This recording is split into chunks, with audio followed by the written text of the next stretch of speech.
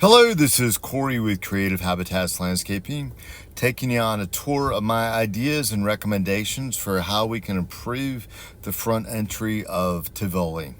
So we're starting out with doing pruning and shrub removal.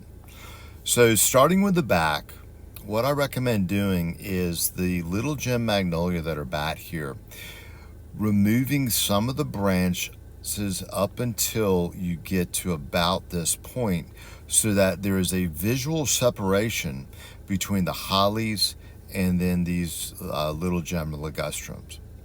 Then in the front, we have all of these massive Carissa hollies. And in the background, we have this amazing column. What I recommend that we do is remove some of these Carissa hollies in this location. Same thing in the other side, limb up the little gems in the background, remove some of the Carissas in the foreground. When we start looking at the island in the center, on the ligustrum, limb these up. And what I mean by limb up is you can see some of these smaller branches that are down here. What I'm recommending doing is just open this canopy up a little bit more, not cutting anything in here, but opening this canopy so that you see more trunk and a little bit less foliage. Removing the loropetalum and then this long line of Carissas through here, removing those as well. This whole line through here, I recommend that be removed and that we open this space up through here. Right now, it just feels crowded and claustrophobic.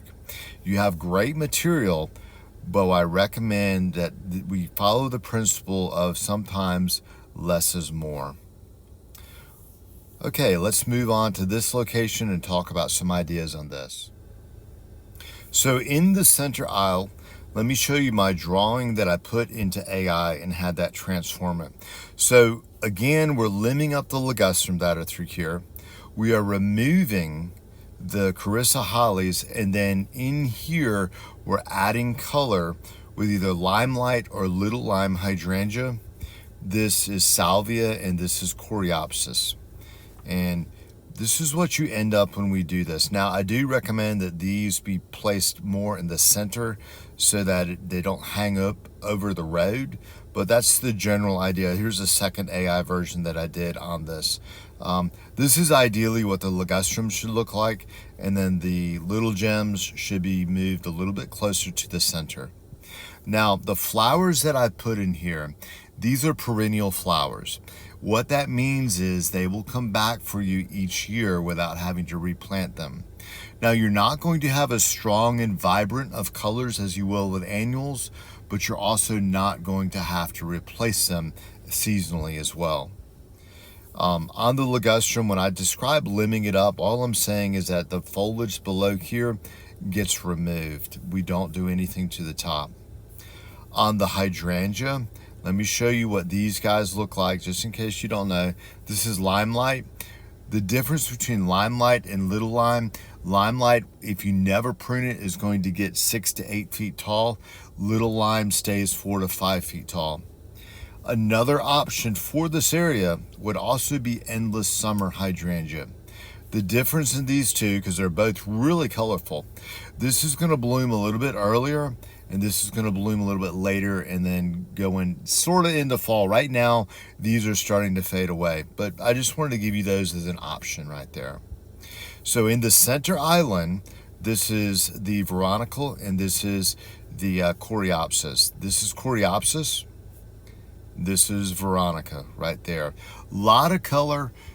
With any kind of plant like this, you do need to feed it and take care of it, but it will give you a lot of color without the seasonal costs that you're having to incur right now.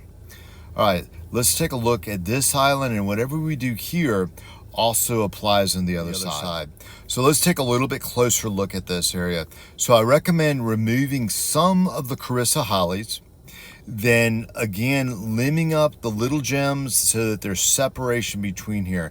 It is a more visually pleasing thing when you have separation between these than when they all run together.